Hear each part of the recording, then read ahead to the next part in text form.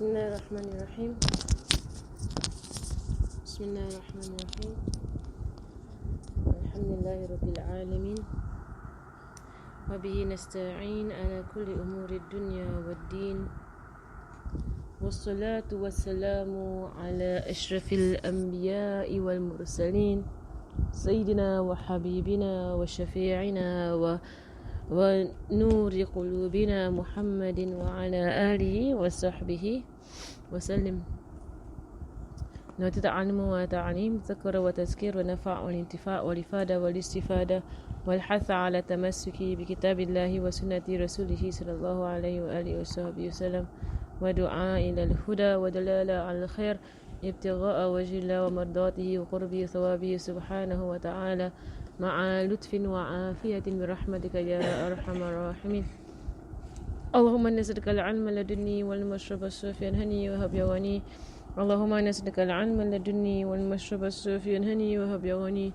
اللهم نسألك العلم لدني والمشرب الصافي الهني وهب يغني. صلى الله على سيدنا محمد وعلى آله وصحبه وسلم، والحمد لله رب العالمين. آمين آمين آمين. Alhamdulillah, Sayyidina Muhammad wa ala alihi wa sahbihi wasallam. Okay, we're continuing on our seerah, inshallah. And as I mentioned, that for the Fathu Makkah, I'll be reading it through bit by bit, right, just to get all the details of the Fathu Makkah. Right, last week when we spoke about the man, right, Hatib bin Abi Balta'a, right, and how he was found out, and then Sayyidina Umar wanted to execute him, wanted to kill him because he says that he is of the hypocrites. Right, there's a footnote here that I did not read out. It says here, it is said that when Umar radiallahu anhu asked the Prophet sallallahu alaihi wasallam for permission to execute him, in spite of the Prophet ﷺ accepting his excuse and apology, and in spite of the Prophet ﷺ's order to his companions not to insult him, it was a request based on his strict piety and disdain for hypocrisy. Sayyidina Umar thought and suspected that whoever did not obey the Prophet ﷺ's order of stealth and secrecy might deserve execution, but he was not certain. Hence, he requested permission from the Prophet ﷺ to kill Hatib. Right, just to understand what Sayyidina Umar did lah. Right, even though Rasul already made it clear that he is forgiven, and Sayyidina Umar still, asked, should I kill him or give me the permission to kill him? Right, it does not show Sayyidina Umar's disobedience, or disapproval of the matter. Right, but he was trying to find out what was the ruling, right, of the matter, because to him this kind of behavior is, cut off the head, right, to him lah. Right, but Rasulullah was teaching him that no, right, it is possible for believers and righteous and sincere believers to commit grave mistakes. Right? This was a major sin that he committed because he went against the orders of Rasulullah and he betrayed somewhat, right, Rasulullah's order for secrecy. So what he did was major, right? But it does not deny, right, that he is still a true believer, and this is something that we hold on to very strongly in Ahlus Sunnah wal Jama'ah, right, in our aqidah, right, that we don't take the aqidah of the Khawarij, right, or the aqidah of certain groups of people whereby they consider people who do sins, especially kaba'ir, major sins, they strike them off as kafir. Right, they strike these people off as kafir, right? But we don't do that, nor do we say that they are hypocrites. Right? But we say that as long as they claim to be true believers, they can be true believers, and it is possible that true believers engage in major sins. Right? It is possible, and this is a situation whereby we see that this companion, may Allah be pleased with him and elevate his station, because he was of those who fought in Badr. Right? We said Sayyidina Umar was so moved when Rasulullah sallallahu alaihi wasallam said that whosoever fought in Badr, Allah subhanahu wa ta'ala has looked upon them and said that heaven is yours, or I have forgiven you. Right? And then at that point, Sayyidina Umar, he felt so touched that he began to his eyes welled up in tears. Right, that because it was more of like he saw himself as one of those who fought in Badr, and Allah has guaranteed for them paradise and Sayyidina Muhammad, paradise and forgiveness from Allah subhanahu wa ta'ala. Right, so now we're going to the next part of the situation. Rasulullah sallallahu alaihi wasallam departs Medina. So now he's leaving Medina. The Prophet sallallahu alaihi wasallam then began his trip, leaving Abu Ruham Kulthum bin al-Husayn al-Ghifari in charge of Medina. It is said he left Ibn Maktoum in charge. Whenever Rasulullah would go out of Medina, he always leaves somebody in charge. and usually these are the people whom he will leave in charge, especially Ibn Maktoum. Ibn Maktoum, he is the blind man that is the blind man in Surah Abasa. In Surah Abasa, when some frowned and turned away, and when the blind man came to him, that was Ibn Maktoum. That was him. So he was in a moment. Rasulullah used to honor him, elevate his station. Rasulullah sallallahu alaihi wasallam used to say whenever he would come into a majlis, Rasulullah would say, right, here comes the person onto whose account my Lord rebuked me, or my Lord reprimanded me. But I was saying in a way, like to honor Ibn Maktoum, right? Not in a way of like, see lah, because of you. Right? It's not that kind of way, right? But it's more of like, in his very jovial self, right? Sallallahu alaihi wasallam. He departed on the 10th of Ramadan. So Ramadan, Ramadan, they came out of Medina after Asr. It is also said that it was the second month, was the second of Ramadan, or that it possibly had not started, right? There were different opinions of whether it was Ramadan or not, right? He had 10,000 Muslims with him, and not a single Muhajir or Ansari stayed behind. Right? All of the Muhajirun and all of the Ansar, right, from Medina and from Makkah, all of them came along on this battle, right? But the numbers that we see, 10,000, are from the tribes around Medina. Right? So they're not all the people of Medina and people of Makkah, because these people are only a few hundred. It's not really not a many in number. So the majority that followed him were those who were living around, right? The tribes, the Arab tribes that had come into Islam during the few years of the peace treaty, because many people had come into Islam by then. So that's why you have 10,000. Out of nowhere, you see Badr 300, and Uhud 700, right? Because 300 were actually Munafiq, right? 700, and then Khandaq, they stayed inside Medina. And now we see it in this case 10,000. Where did 10,000 come from? Where did they come from? Right? It came because of those few years of da'wah. Right? Rasulullah did to the people around Medina. Two of his wives accompanied him, one of whom was Salama radiallahu anha. He ordered a crier to call out to the people, whoever wishes to break their fast, then break it, and whoever wishes to keep their fast, then fast. And Rasulullah, he fasted, and the people fasted with him. Right. So here, this ruling issues very clearly that when someone goes on travel, they have a choice whether or not they want to break their fast.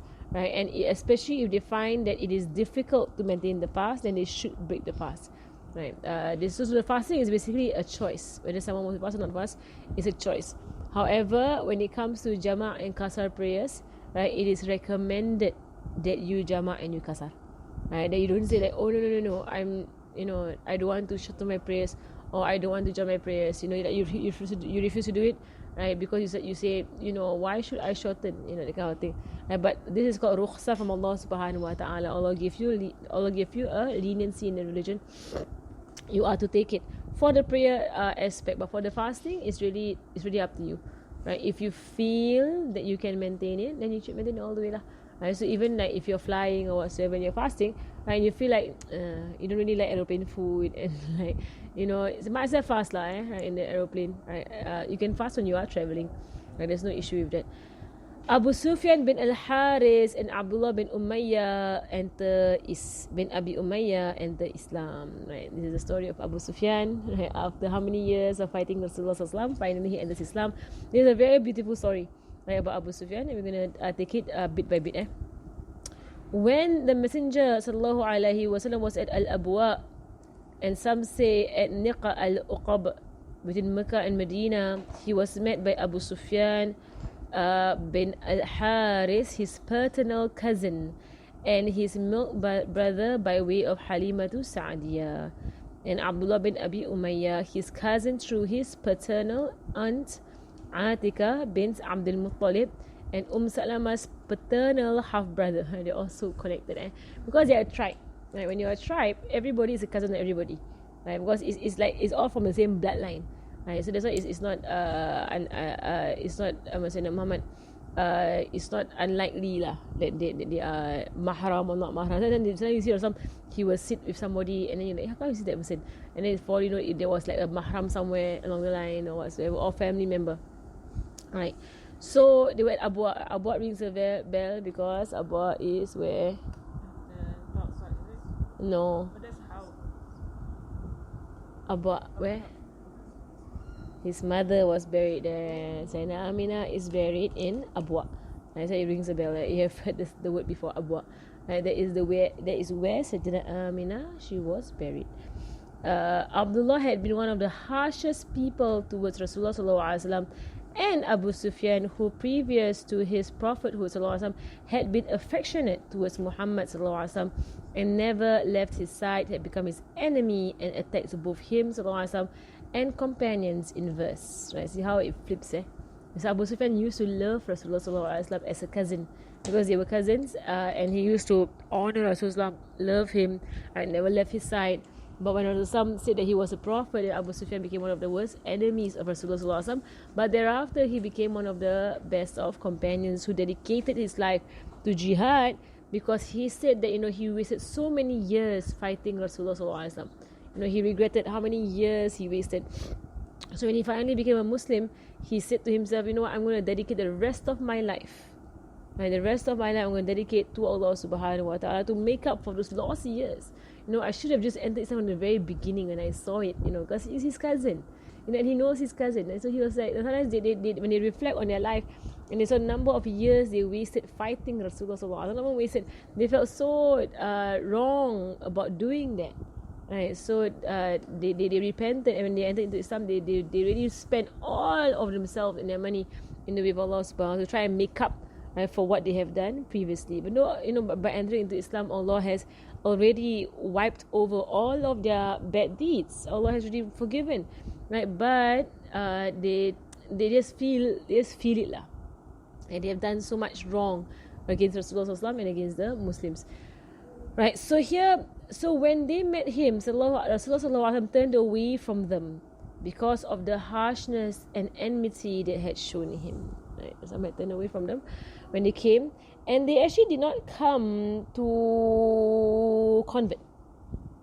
They had come to negotiate, but they ended up converting. Right? They actually didn't come to convert. They actually come to negotiate. Right? So when they came to him, right, he turned away, right, because of what they have done, and they used to be good to him, and then they turned on him the moment he declared that he was a prophet. So when they insisted upon seeing him, Salama radiallahu anha spoke for them and said, Ya Rasulullah, do not leave your paternal uncle and son of your paternal aunt to be the most wretched of people in their relationship to you. Right? So she tried to intercede lah, let them come and see you, they want to see you. Right, but some he's upset with them for all that they have done against the Muslims. Right, he said, I have no need of them.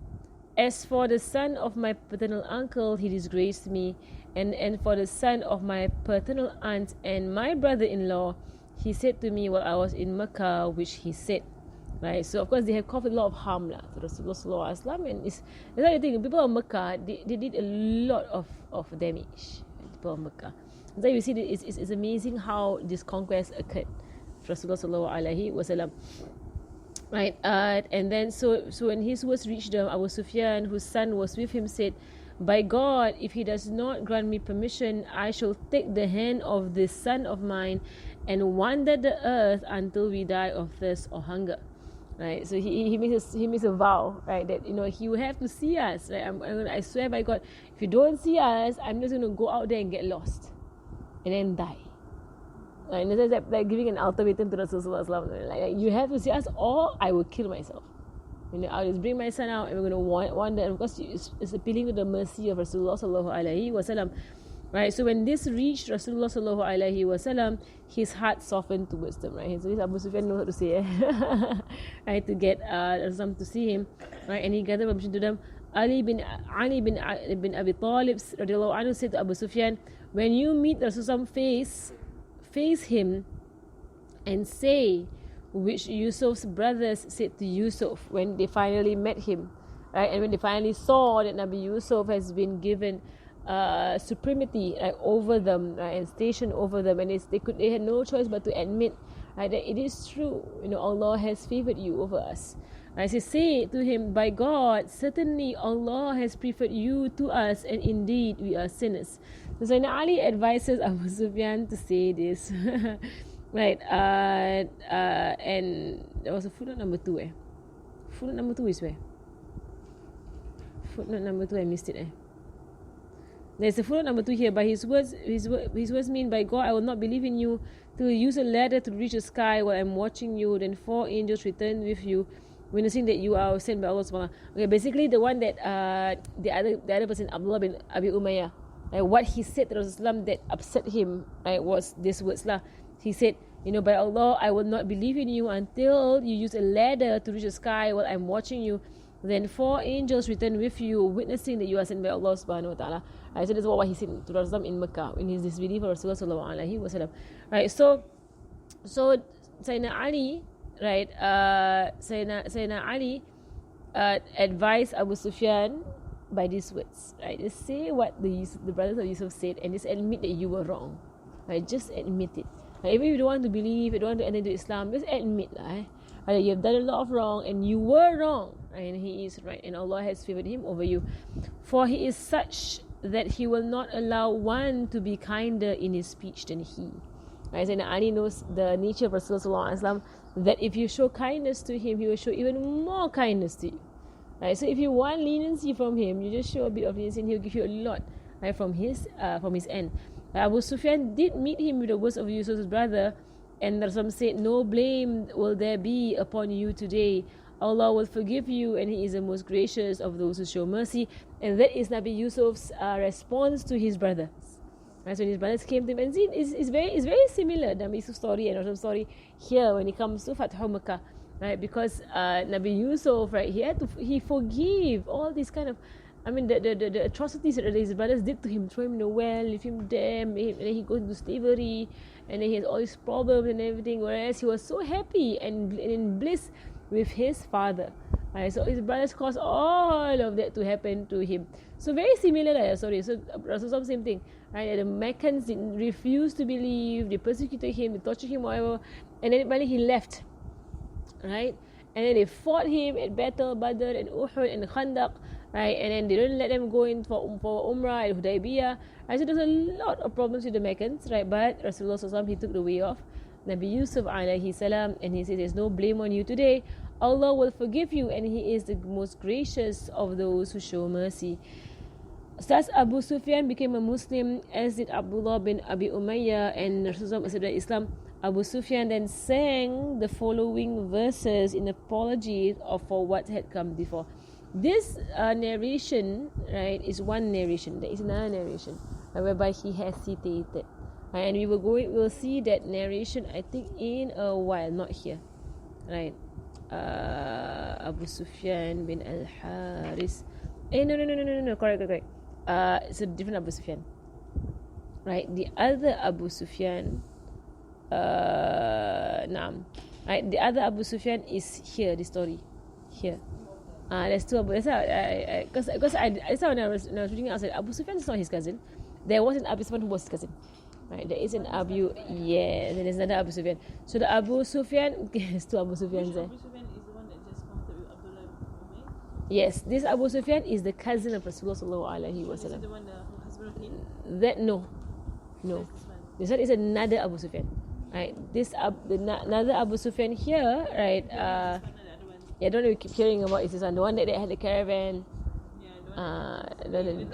Went to the caravan. Yeah, I don't know, back and forth. That one. Yes, that one is Abu Sufyan, who resisted becoming a Muslim. So it's a different Abu Sufyan. Is a cousin of Rasulullah sallallahu alaihi wasallam, and also his milk brother by Halimatu Sa'adiyah. Because here this Abu Sufyan, Sayyidina Umar actually has a very big issue with him. Right, we'll see his story. So two Abu Sufyans, right? MashaAllah. Can I remember his last name? Abu Sufyan bin apa? I always forget his last name. He's not bin Al-Haris. But his name is not here. Because you see, when they just put Abu Sufyan, that means it is, and without saying his last name, right, that means it's the one that you all know. But here, when he put his last name, right, Abu Sufyan bin Harith, right, to show that it's a different Abu Sufyan. Right, so this story, they actually mentioned his last name, which I didn't notice. Right. On the other one, there is no last name mentioned because he is known. This is the known Abu Sufyan, the one who was the leader of Makkah, that after all of the leaders died. Right. So he said in poetry, by your life today I carry the standard. So Muhammad says So Muhammad's horses will destroy those of Alat. I walk as one confused whose nights are dark. This is the time for me to be guided and find guidance. I was guided by a guide who is not myself, yet I received who rejected me in every way. Right? So this one was saying that Rasulullah was close to him, right? Not the other Abu Sufyan, right? This Abu Sufyan, he was a cousin of Rasulullah. He was very close to Rasulullah before revelation. So he recited further verses as well because he was a poet. And Rasulullah said, and Rasulullah hit his chest and said, "You rejected me in every way," right? Because he was saying that that he has now received Rasulullah sallallahu alaihi wasallam. Yet I receive who rejected me in every way. And because Rasulullah was rejecting him at first when he wanted to go and meet Rasulullah, Rasulullah said to him, "No, you are the one. You rejected me first." And when we were in Makkah, in every way, not that I rejected you. Right? You are the one who rejected me. Right? So Abu Sufyan, may Allah be pleased with him, became a good Muslim after that. And it is said that he would not look up at Rasulullah in deference to him. I mean, will look into the face of Rasulullah of awe and and love for Rasulullah, for he had been his enemy, battling and fighting him for almost 20 years. Rasulullah loved him and bore witness that he was to be in paradise, and he would say, "I hope that he might be a follower of Hamza." He would also say, "Abu Sufyan bin Haris is the best of my family." He used to praise Sayyidina Abu Sufyan bin al-Haris. It's a different Abu Sufyan. The hijrah of Al-Abbas, the uncle of Rasulullah sallallahu alaihi wasallam, when the Messenger sallallahu alaihi wasallam, the spy, yeah, he is a spy. Right, he hid his Islam for a very long time, to the point that it is not known exactly when did he enter into Islam. There's a different opinion. It's exactly when Sayyidina Abbas entered into Islam, because he kept a big secret that only Rasul knew when he entered into Islam. Right, so but now he's going to show his Islam, because you see now they are about to go and conquer Makkah, right? And once they have conquered Makkah, Makkah becomes a Muslim country or Muslim city. When Makkah becomes a Muslim city, there is no more hijrah. Right? There is no more hijrah from Makkah to Medina. And hijrah is one of the greatest acts of obedience that the Sahaba could do in the time of Rasulullah ﷺ. That was the biggest act of obedience. So when you rank the Sahaba, they will first start with as-sabiqun. Right, those who would Islam, right, of those who were the first and foremost to enter into Islam.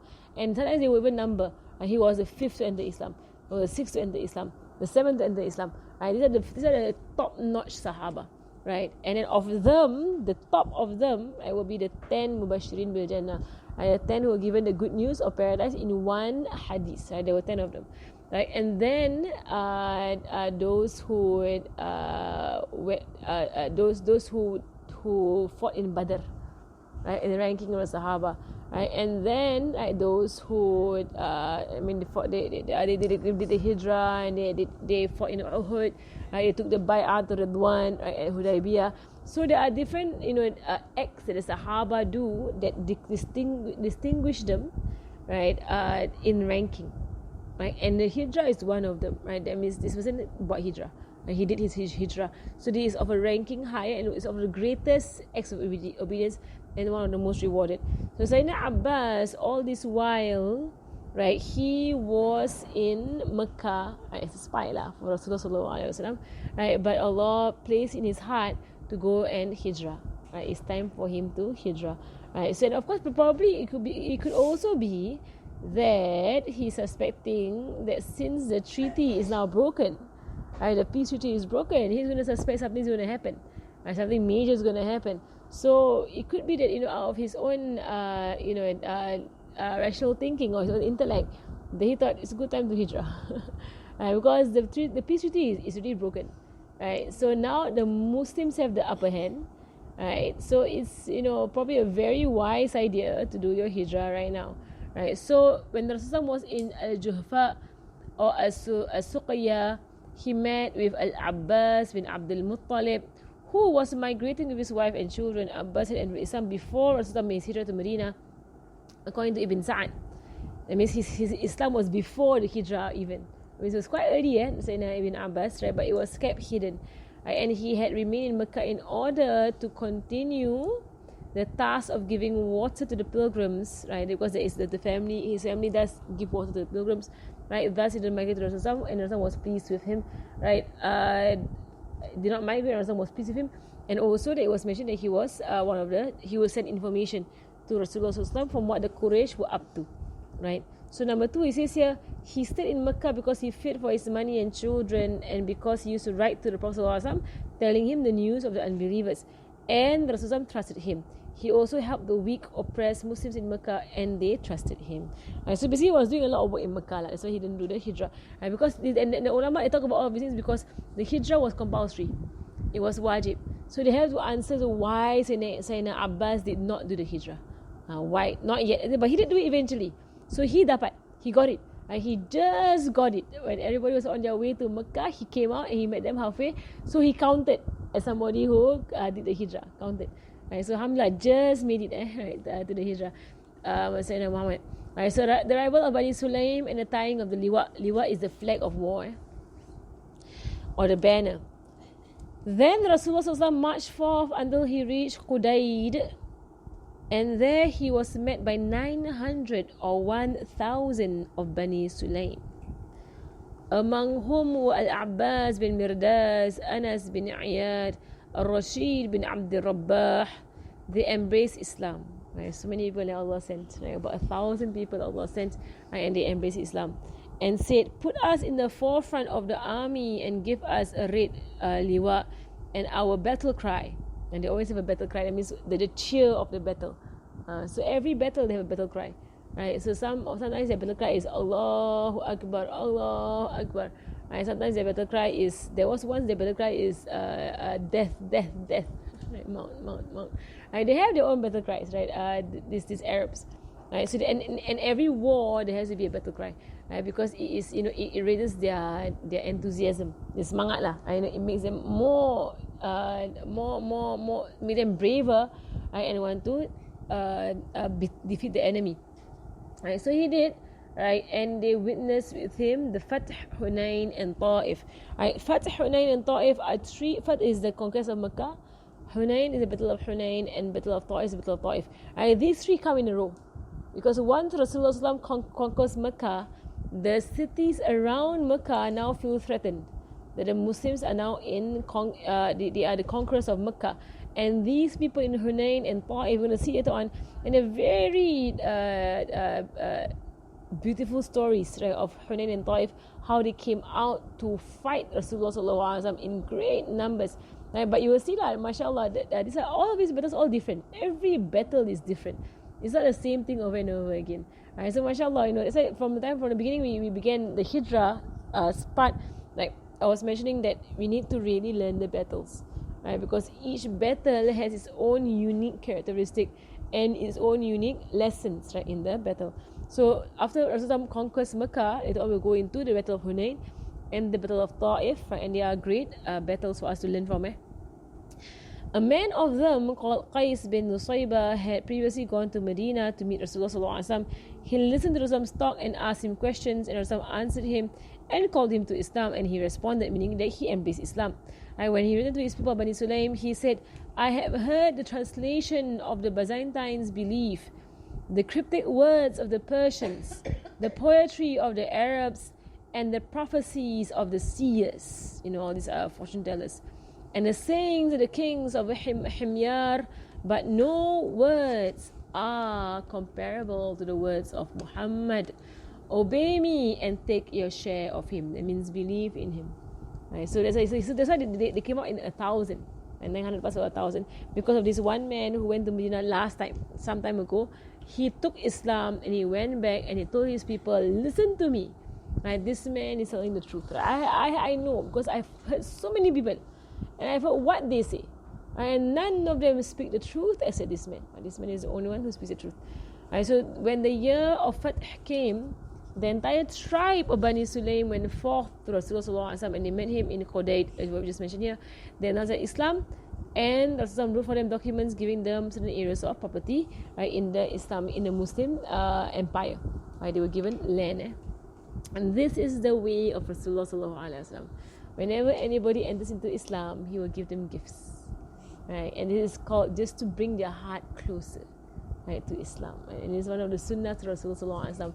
And it's actually, mashallah, just to encourage people around us, like when people change, when people taubat, right? So when someone like wants, puts on a hijab, and then for you to just get her some gift, right, to show that you are very pleased, right, with her, right? Or like you see your friend after many years, and you see she has changed, a lot, right? To show visible pleasure, to be visibly pleased with what you see, right? There's like I always remember my cousins when they first put on the hijab. Some of my cousins, right? And I first saw them, right? And I didn't know that they were planning to put on the hijab, because you couldn't tell lah. When you first see them, like I straight away I hugged them and congratulated them, and this is what will make people, they strong, remember, and they feel strong, right? Because you show so much happiness, right? That they change. Don't just allow it to go past you. You saw it, why tu dong? And then she already macam dah so mashallah and whatsoever, right? Don't just macam keep it to yourself, right? Show them they are very happy, right, about it, so they macam they also feel warm inside. They also feel like alhamdulillah. And you never know if any of them are struggling to hold on to it. I don't know if they're actually struggling to hold on to their change, right? So when you show your pleasure in their change, right, you actually give them more enthusiasm, more strength, right, to continue, right, in what they are doing, right, inshallah. So Rasulullah, is the sunnah of Rasulullah that when somebody enters into Islam, right, he will give gifts, right? So and it's also the way that we see in some of the convert associations, when someone enters into Islam, they give gifts, right, just to ease their heart into Islam. Rasulullah will give land, right, entire land, right, to these people, because to them, to Rasulullah, he's not bothered by dunya. It's not. Dunya means nothing to Rasulullah sallallahu alaihi wasallam. Ibn Hisham mentions the story of Abbas bin Mirdas Islam as follows. His father Mirdas had an idol that he worshipped. It is a story, yeah. So his father Mirdas had an idol that he worshipped, which was a stone called Damar. When he was on his deathbed, he said to his son, O Abbas, O my son, worship Damar, for verily he benefits you and harms you. But one day when Abbas was at Damar, he heard a voice from within say, right, a voice from within say, let's say within who, right? Tell all the tribes of Sulaim, Damar has died, and long live those of greatness, he who inherited prophethood and guidance. After the son of Maryam of Quraysh is truly guided. That is Damar, who used to be worshipped once before the book was revealed to the Prophet Muhammad. So he heard these words coming from probably inside of Damar. And from inside Damar, he heard these words coming out. Probably an angel, right, that was there, that was guiding him, telling him this Damar is nonsense, like, stop worshipping Damar. So he burnt Damar, right, the idol, and he set off to find. That's why he went to Medina, right, because he was told, and then some of them they were told, right, go and find him, right, go and embrace Islam. Right, so he went to Medina and he embraced Islam. Right, and thereafter, when Rasul was going to go and conquer Makkah, they came out to support him. Right, they all conquered Islam, 1,000 of them, and they supported him. So now Rasulullah, he's continuing on his journey. He has not broken his fast yet, but he will break his fast soon. Right, so Rasulullah, he breaks his fast and camps at Mar Zahran. Rasulullah and the people continue to fast until they march forward. On certain days of the fast, he would pour water on his head and his face from excessive thirst. Right, so some days he would not break the fast. Right, when he reached Khadid, a spring between Khudayd and Usfan, he broke his fast. For he had heard that the people had found fasting arduous, and he was told that people were watching to see what he would do. That is the responsibility of a leader. Right, so even though he can tahan the fasting and he can bear with it, but people were because the Sahaba, they were holding so strongly to his sunnah. So even though from the very day they left Medina, he said, those who want to fast, fast. Those who don't want to fast, don't fast. But because he fasted, everybody fasted. right? Because he was fasting, right? So everyone like, in the Prophet was fasting, we also fast, right? But when he realized that actually him fasting is making them struggle, right? They're finding it very hard to fast. So being a responsible leader, right? He broke his fast, right? Because the people would not break their fast until he breaks his fast. Right? So then that's why we see Rasulullah, right, in his acts of worship, right? He always takes, like a middle way, because he is a prophet. That means he's a legislator, right? Meaning that all of the laws of Islam will come by him and what he does, right? So that's why Islam is not known to fast continuously on end without breaking. Even though he can do that, he is able to do that, right? But he doesn't, because why? It could become a sunnah, and then, or even more difficult, a wajib, and we can't take it, right? And this is mercy on us that he will break it, and then also like for Ramadan, when he was doing his prayers outside at first, and the jama'ah began to form. After that, he stayed inside his house for the rest of Ramadan only for 3 days or 2 days. 2 days he was outside praying, and there was a jama'ah with him. On the third day, he didn't come out of his room. He prayed in his room, right? Because why? He's afraid that if he keeps doing this tarawih can become compulsory, and if it became compulsory, people cannot do it. Kalau it's compulsory, how hard would it be on people? Right? So Rasul is his mercy, and he understands. And that's why sometimes, for example, he will stand and drink, right, or stand and eat, just to show the law is that it's not haram, right? But it is makruh lah, of course, right? So that's how we see that some of the awliya, if you compare to the awliya, some of the awliya, right, they never do any makruh, ever. Right? Some of them fast days on end. Right? Some of them don't sleep at all. And some of them, they have their stations in what they do with the awliya. But that's because they're awliya. They're not prophets. Right? Because what they do does not become the law. They're awliya. It doesn't become the law. People will say, oh, wali. But they won't say, oh, that one hukum. Because they're awliya. So they can do whatever they want to do, right, in their worship. But Rasulullah has a responsibility as a prophet. He can't do, like for example, like if you imagine, he never stood and drank, for example, or he never stood and ate, for example, right? Then people today will be like, is it even permissible to stand and drink? Is it permissible to stand and eat? And if they say, the hukum is impermissible, then it can be quite hard on some people. But they are forced to actually stand and eat or stand and drink at certain times of their life, right? So Rasulullah, in just doing the makruh, even though there are awliya who never do makruh, there are people who never do makruh, but because they're not prophets, they're awliya, right? They are not legislators. They don't make the law, right? So we understand Rasulullah in doing this. So when he broke his fast, right, and it could be people who will continue their fast, right, but it does not mean that they are better than him. It just means that he is merciful and he's a prophet. And his deeds are being watched and being followed.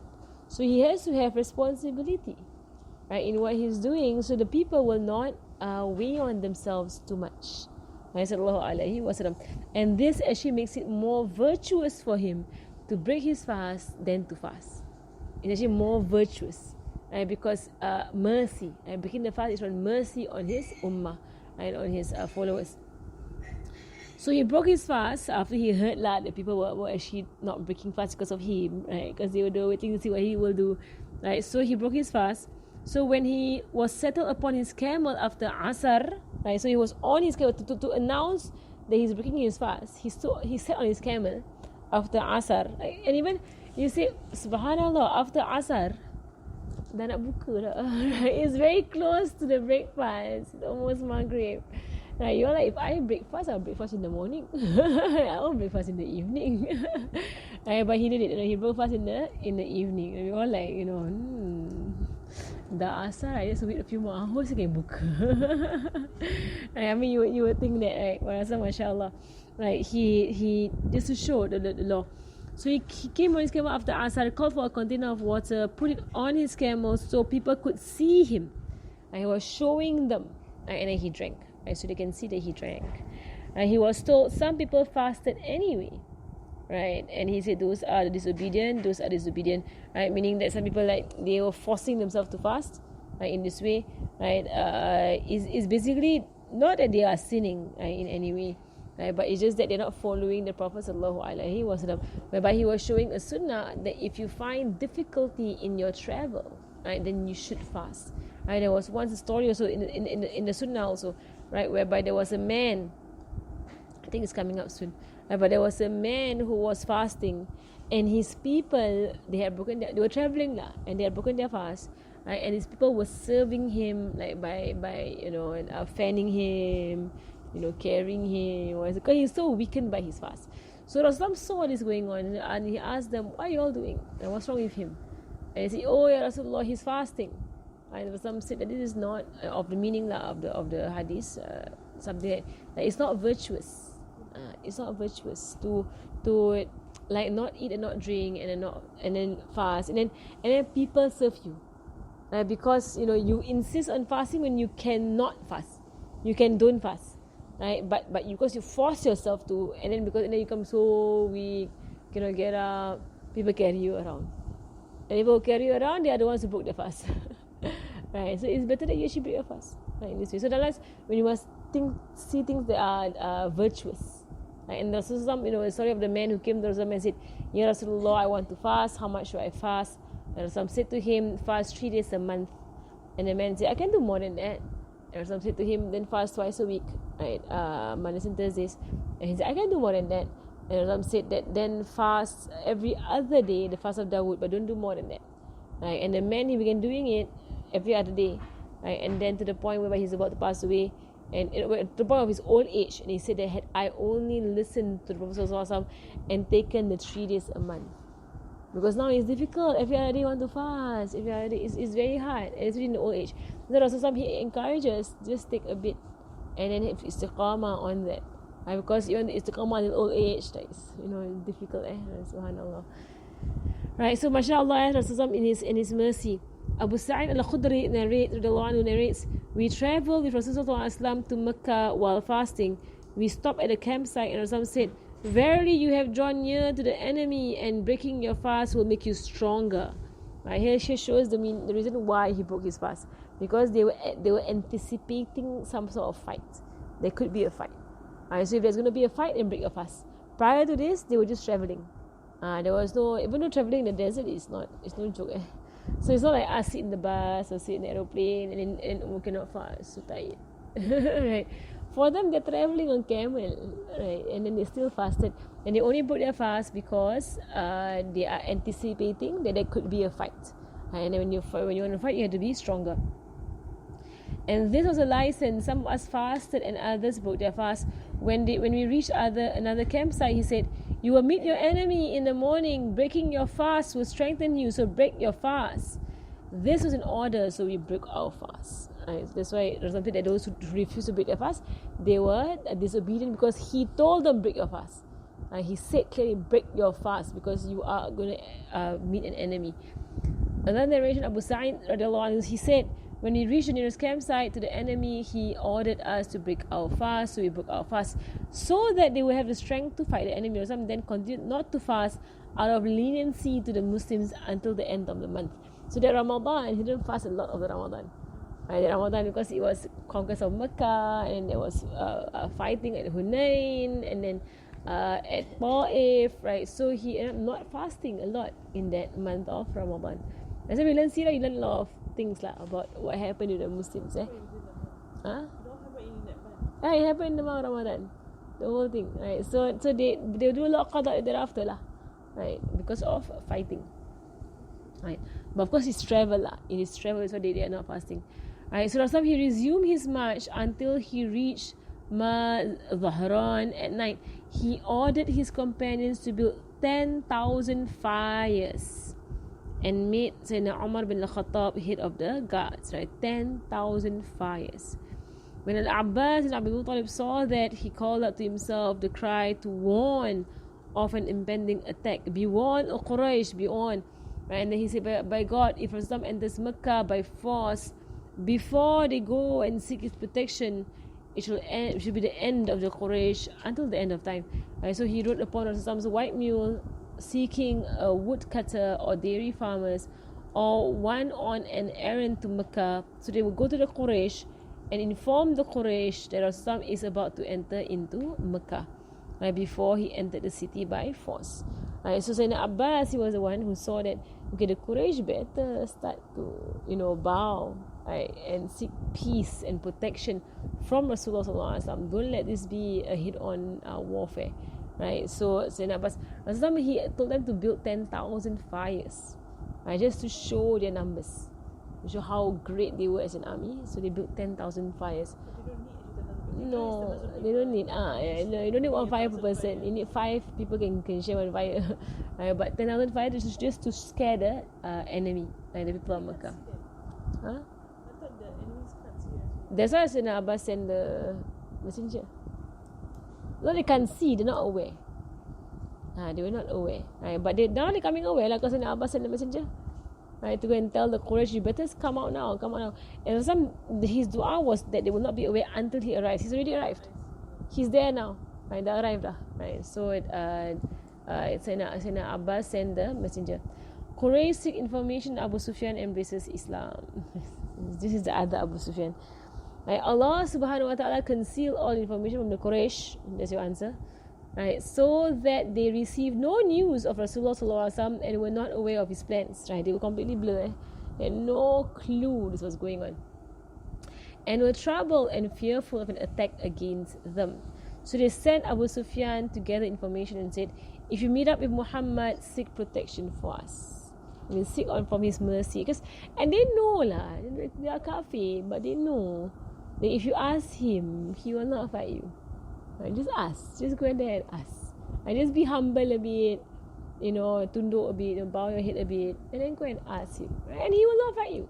He will not. He will give you protection. He is a man of peace. He doesn't want to fight. And that's why it's one of, when you learn to see that more and more and more, he's really a man of peace. He doesn't want to fight. Right? So these people, and even the kafir, no. You just ask him, he will give you. Right? He'll just give you peace.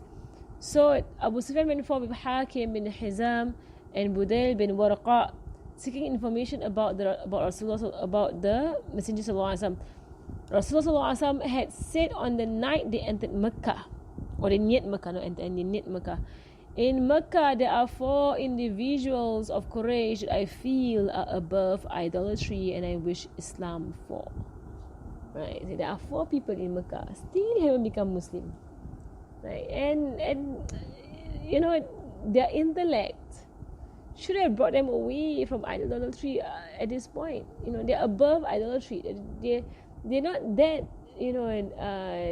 unthinking. They're thinking individuals, right? For them to pull themselves up, right? And then they said, who are they, ya Rasulullah? And they said, Attab bin Asid, Jubair bin Mut'im, Hakim bin Hizam, and Suhail bin Amr. Right, 4 people in Makkah that Rasulullah was hoping they become Muslim because they were above it. They were above. Right, and we know Suhail bin Amr, right, he was the one who forced the Treaty of Hudaybiyah.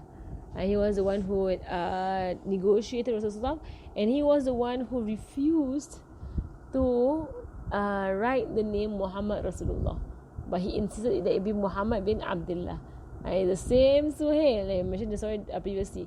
Same Suhail, years later, during the farewell pilgrimage, that when Rasulullah shaved his head, it was the same Suhail, the one that refused to write Muhammad Rasulullah previously. He rushed to get the hair of Rasulullah, and he took it and he kissed it and he rubbed it on his eyes. And Sayyidina Abu Bakr was watching this, and Abu Bakr was like, Subhanallah, this person who is rubbing the hair of Rasulullah on his eyes and rushing to get it, the same person a few years ago did not want to write Muhammad Rasulullah. And Sayyidina Bakr was saying that he's watching it, and it was like, Subhanallah, how people change like that. Now he's just like everything what the Prophet he wants. My last time wanted to write Rasulullah pun tak boleh, and doesn't want, and then fighting Rasulullah at the border of Makkah. And what is how Allah subhanahu wa ta'ala can make the worst of enemies into the most beloved of people. It's something that is of the sunnah of Allah subhanahu wa ta'ala. Right, so here he says, Sayyidina Muhammad, he said these 4 people kan. Right, the 3 men proceeded until they reached Mar al-Zahran and found the fires. They were frightened. Right, that's why the fires were there. You see, usually around one fire is about 5-10 people. Right, so when they built 10,000 fires, even though they were 10,000 people, right? But they built 10,000 fires. It was just a ploy.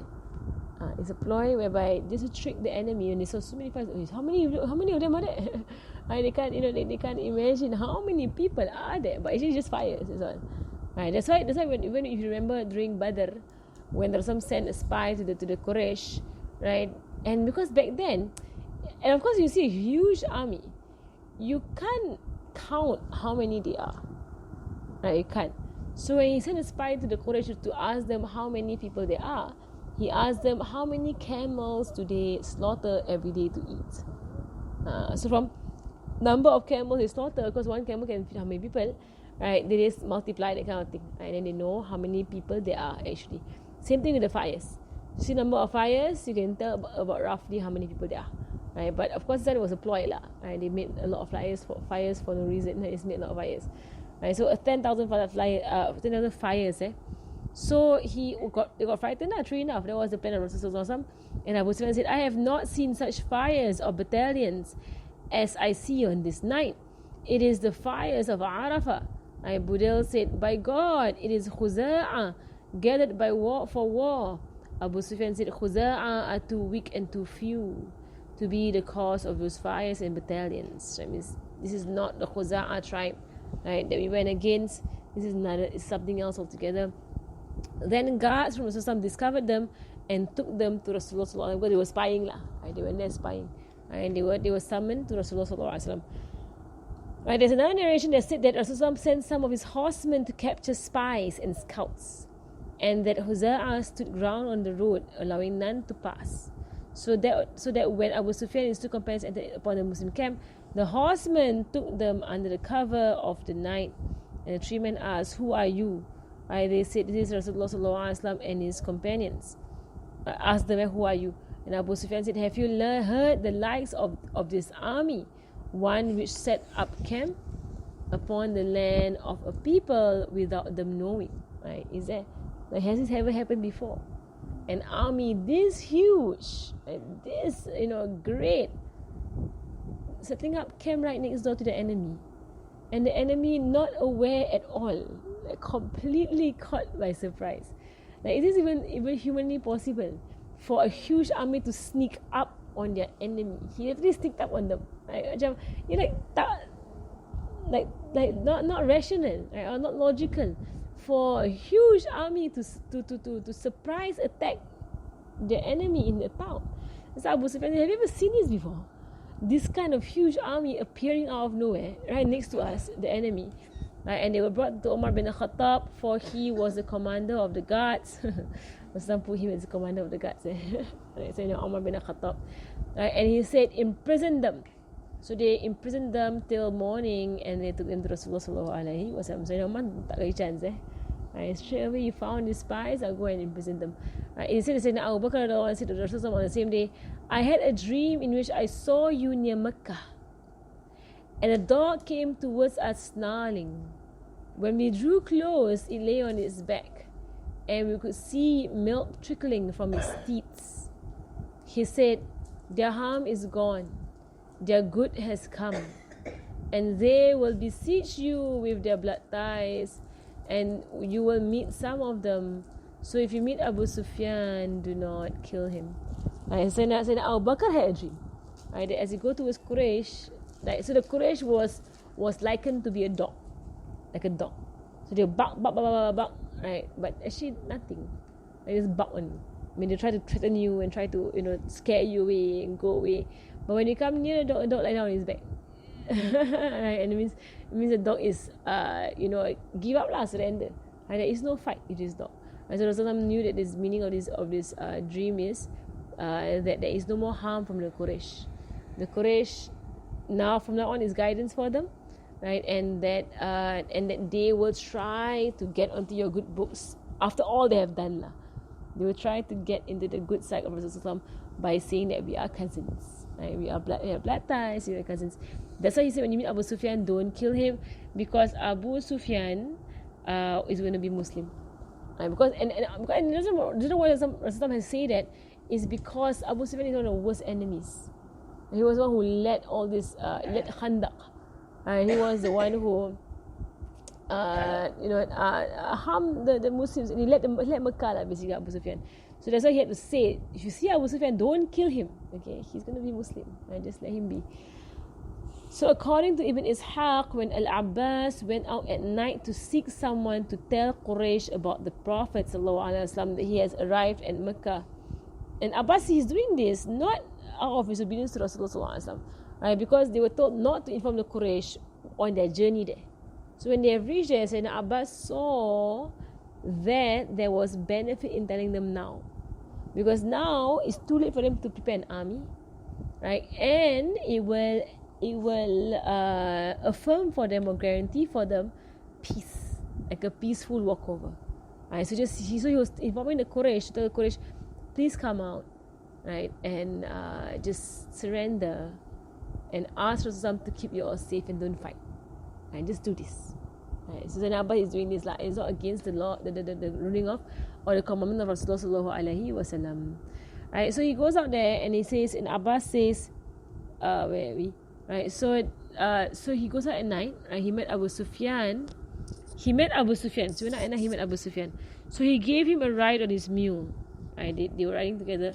And then Abbas says, by Allah, I was riding the Messenger's mule to accomplish what I intended to do when I heard Abu Sufyan bin Warqa arguing.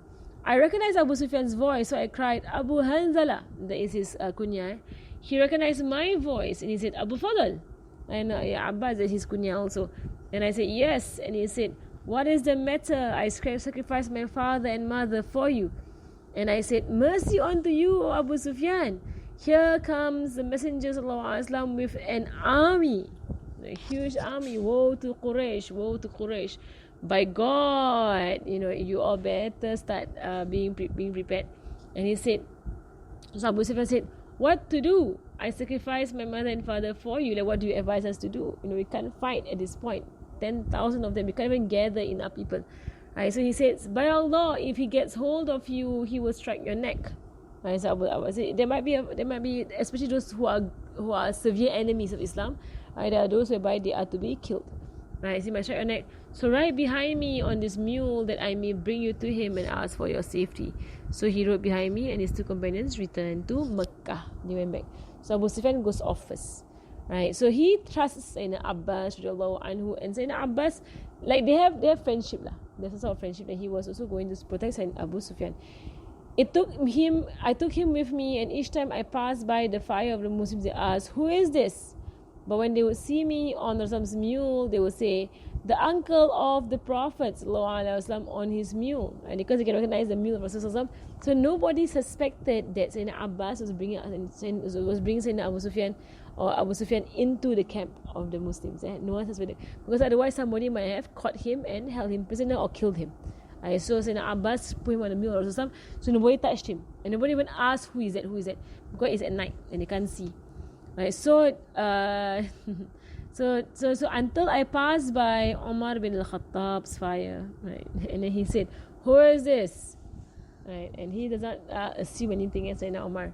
So he rose to see, and when he saw Abu Sufyan on the back of the mule, he said, Abu Sufyan, the enemy of God, thank God that he has allowed me to lay hold of you without a treaty or a pledge. There's nothing stopping me from killing you right now. There's no treaty, there's no pledge, and you're right in front of me. I can kill you right here, right now. Right. So then he went running to Rasulullah sallallahu alaihi wasallam. Sayyidina Umar. Right. The mule ran, so I would take him as much as a slow animal can beat a slow man. Right. So basically, he tried to overtake that because Sayyidina Umar wanted to go to Rasulullah too. Because Sayyidina Umar, mashallah, he is always in obedience to Rasulullah sallallahu alaihi wasallam. So before he does anything, even though his nature tells him kill, right, he will always go and ask permission first. Like before he does anything, he'll like ask permission. Go, ask permission. To kill or not to kill? Can kill or not? Right? Is he can I kill his person or not? Right? So mashallah, the adab of Sayyidina Umar, right, that to his sheikh, before he does anything at all, ask first. Ask first. Right? And make sure that what you're doing is correct. Right? So Sayyidina Muhammad, so he went off.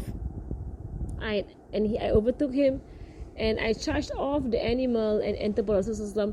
Omar entered, so it means he took over Sayyidina Omar, overtook Sayyidina Omar, and he said, Ya Rasulullah, here is Abu Sufyan, and God has allowed me to lay hand on him with no treaty and pledge to protect him. So let me kill him. Right? Asking permission lah, let me kill him. Then he's him asking permission. Yeah lah, because if he was asking permission, he would kill him straight away. Yeah, let me kill him lah. So then he's his permission lah. Yeah, it's permission of Sayyidina Umar. And I said, Ya Rasulullah. So Sayyidina Abbas said, Ya Rasulullah, I have protected him. He's under my protection. Sayyidina Abbas Right, then I sat next to Rasulullah and took his head, saying, Ya Rasulullah, by God, not a man will speak privately to him, excluding me tonight. So when Sayyidina Umar overdid it concerning him, I said, come down, O Umar. It's Sayyidina Abbas who is narrating. Come down, O Umar. By God, if he was a man of Bani Adi bin Ka'b, you would not have said all of this. But you know that he is of the men of Bani Abdi Manat. And he said, come down, O Abbas, for by God, your coming to Islam when you embrace it was more beloved to me in the Islam of Al-Khattab, were he to embrace it. So what's happening here is that so basically Sayyidina Abbas, he brings Sayyidina Abu Sufyan into and meet Rasulullah.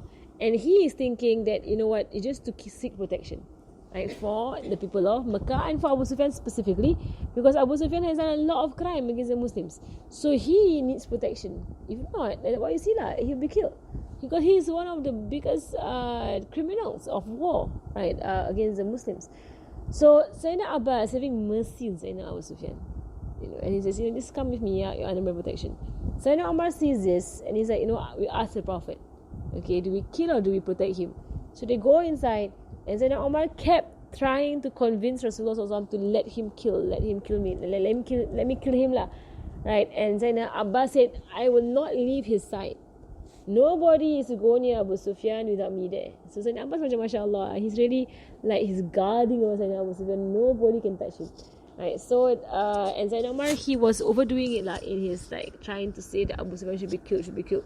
Right, to the point that Sayyidina Abbas said that, hey, you know, if it was somebody from your tribe, right, it was somebody from the tribe, the men of Bani Adi bin Ka'b, that is the tribe name of Sayyidina Umar. Sayyidina Umar is from Bani Adi, right? So if someone from your tribe, right, you won't see all these things, you know. But because he's from Bani Abdul Manat, then you like, you know, you're doing all this threatening and whatsoever. And to that, Sayyidina Umar, right, Sayyidina Umar, he retorted and he defended himself, and he says that, come down, O Abbas, for by God, your Islam, means you coming into Islam, is more beloved to me than Al-Khattab coming into Islam, his own father. Had he come, were he to embrace it.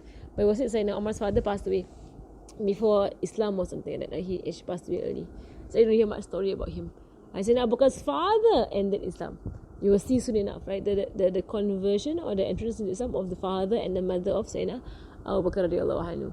But Sayyidina, they're still alive, very old. I told the story kan? The story of when Sayyidina Abu Bakr went for Hijrah. I went to go for Hijrah. Did I tell the story? Right, that he took all the money to give in the way of Rasulullah, and his father was worried that he left no money for the family. And there's a story? No. There's a story there. Okay, now I tell the story lah. Alright, so basically Sayyidina Abu Bakr, I think maybe it was not in the book lah, but it's a story. So Sayyidina Abu Bakr, he took all of his wealth to spend for Rasulullah, right, for the Hijrah. So he knows his father will be very worried that they have no wealth. Right, so what he did was that he took some stones, he put it in a bag, and his father is blind. So when his father said, Ya Abu Bakr, like, what do you leave for the family? You didn't take everything for the Prophet, right? You didn't give everything. And then he just took his father's hand, and he put his father's hand in the bag, and he felt the stones, and he says, I have left this for the family, oh my father. And the father, when he felt it, he was pleased, like that we have some gold dirham or something. Right, then he didn't lie because he didn't leave it. He said, I left this for the family. So it's not like he's lying, because he did leave stones behind. Right, but that was what happens. But he didn't think this at that point. He comes into Islam later. Right, after this, he's going to come into Islam. And even that, Sayyidina Abu Bakr would say that it was more beloved to him that the family of Rasulullah come into Islam than his own family. And it was more beloved to him. And Sayyidina Umar here is defending himself. So he says, Oh Abbas, calm down, oh Abbas. So see these kind of things.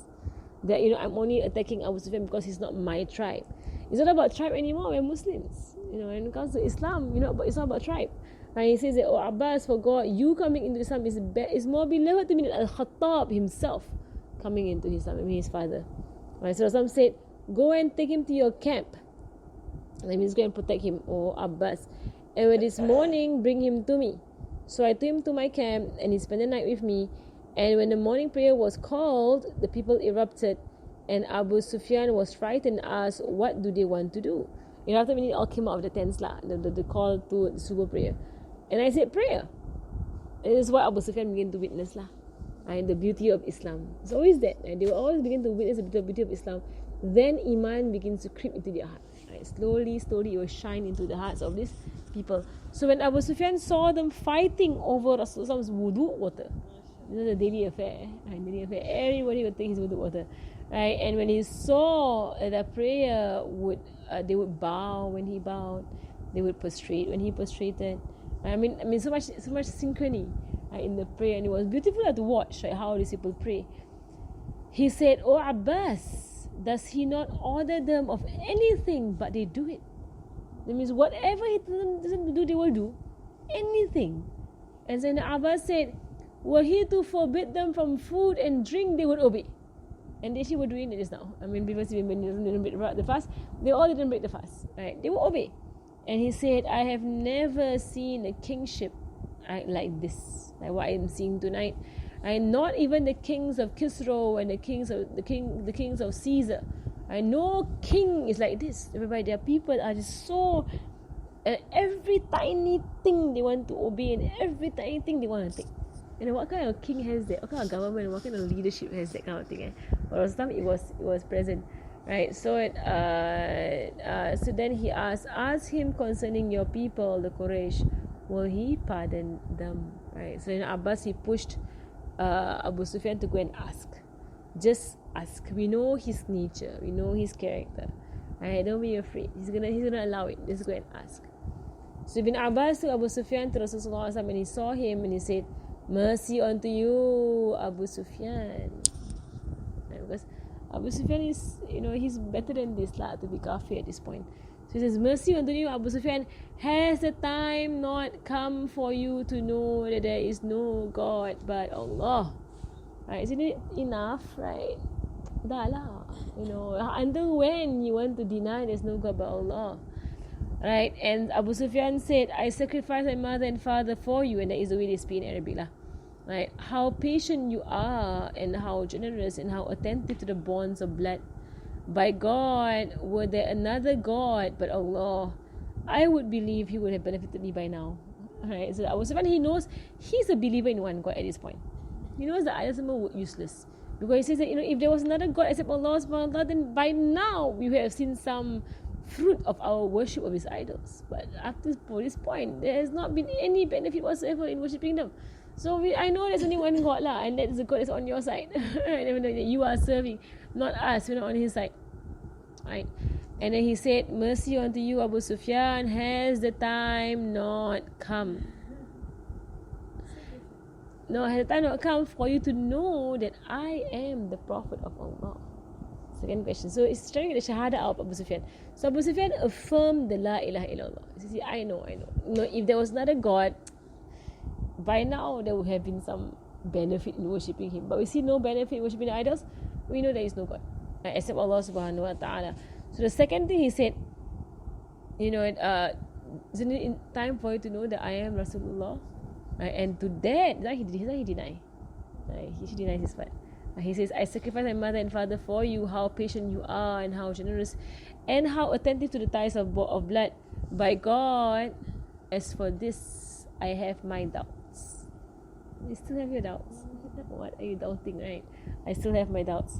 Abbas said, mercy unto you, Abu Sufyan. What's wrong with you? Embrace Islam. Embrace Islam. And bear witness there is no God but Allah, and Muhammad is the messenger of Allah before your neck is struck. Right? So Abbas gave him the last push. Why are you still in doubt? What's wrong with you? Right? Why are you like that? And to that, Abu Sufyan bore witness to the truth and embraced Islam. He actually embraced Islam. Is that force? It's not force lah, because he's not. I'm not. He's gonna kill him, right? But like, can you just stop it? Stop with your meripik lah. Stop with your nonsense that, oh, I got doubts and I got this. Like, why are you doubting? Like what? Why are you doubting? Right? And you just admit that he is a prophet. Can you just admit that? Right? And then he actually bore witness. But there is another narration. There's a different narration of what exactly happened, right? Because he delayed in his embracing Islam, Abu Sufyan. So in another narration, Abu Sufyan, Hakim bin Hizam, and Budayl bin Warqa were brought into camp. And Al-Abbas met them and gave them his protection. Right? So nobody can kill them. Because they are in very dangerous war zone right now. Because there's no peace treaty between them. Right? And that means they're back in warfare. And for them to enter the enemy camp, they are basically throwing themselves to slaughter. They can be killed at any time. Right? So Abbas takes them under his wing, under his protection. Right? So then nobody can touch them lah. Right? So they entered upon the Rasul, and Hakim and Budayl both accepted Islam. But Abu Sufyan delayed embracing Islam until the morning. And Abu Sufyan and Hakim said, Ya Rasulullah, you brought forth this assortment of people who are known and those who are unknown to fight your family and clan.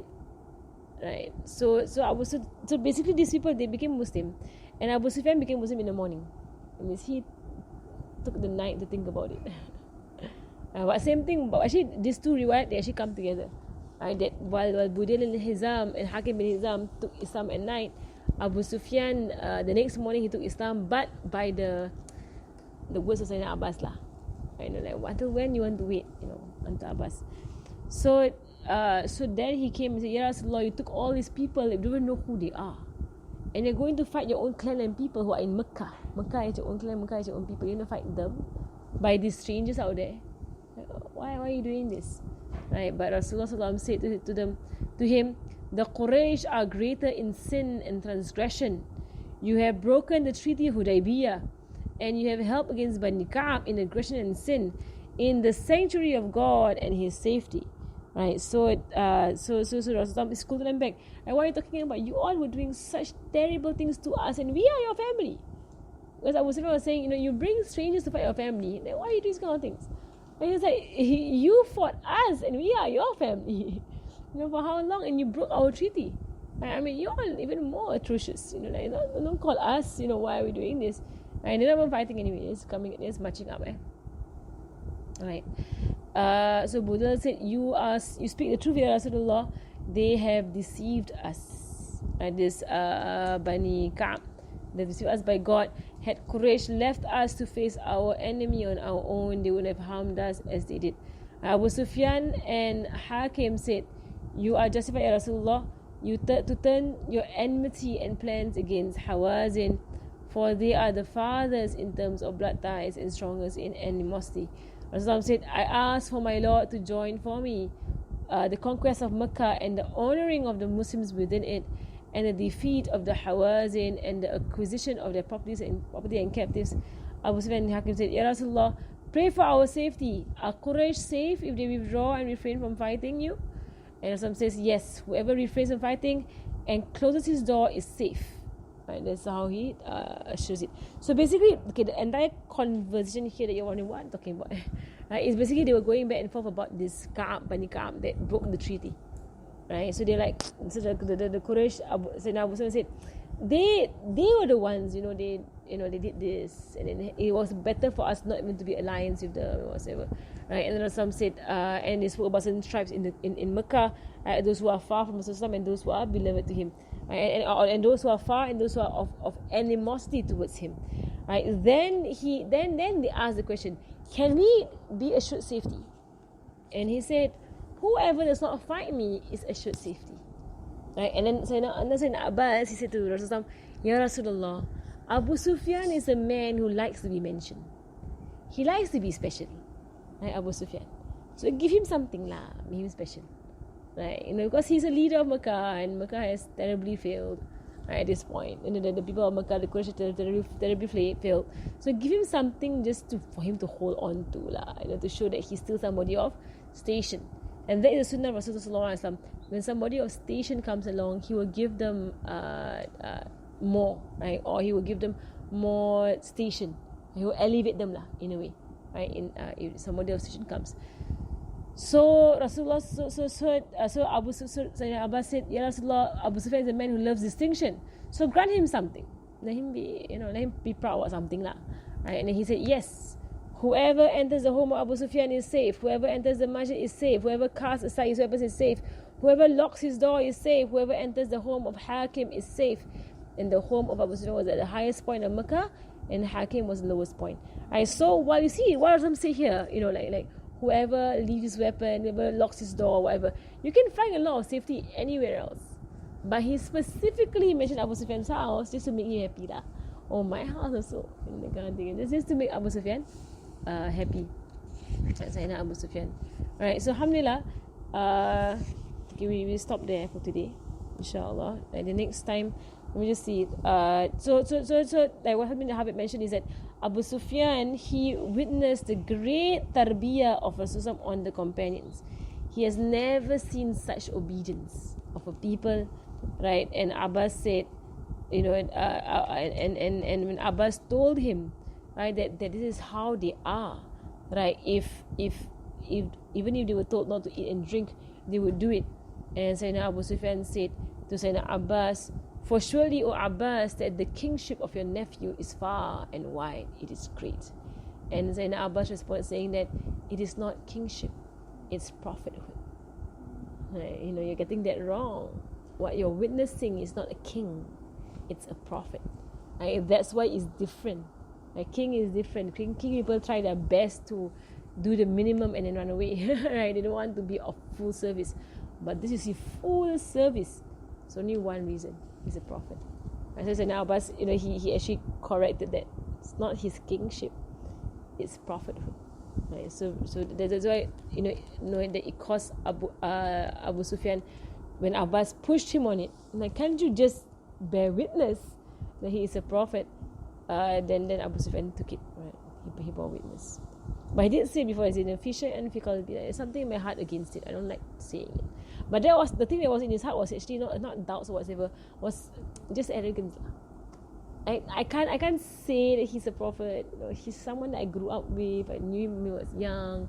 Like, I can't say now he's a prophet. That kind of thing. Like, it's that kind of feeling that, can I even admit that he's of a high station? Then when I become a Muslim, I'm going to run after his hair and his wudu water, and I'm going to obey his every command. So for them, it's like, because they saw him, from a very young age.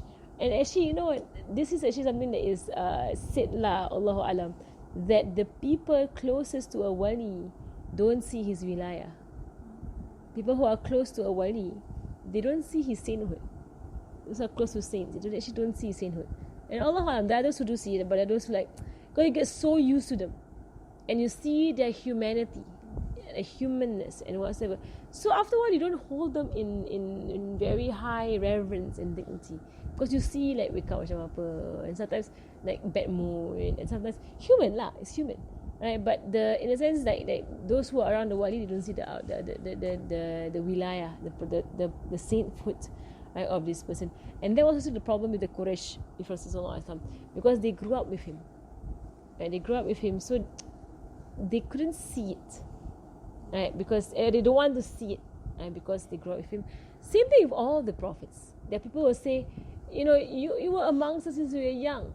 We know you, right? You're not a prophet, right? So because they can't wrap their minds around that this person whom they grew up with, now is getting messages from God subhanahu wa ta'ala himself, and they're wondering, why not us, why him, right? Subhanallah. Okay, so we're going to stop there inshallah today. Alhamdulillah. So when you read this book, it's very long. So you go through. But I really want to go through the Fatul Makkah just to make sure I don't leave out anything. And Habib does go through each of the stories also.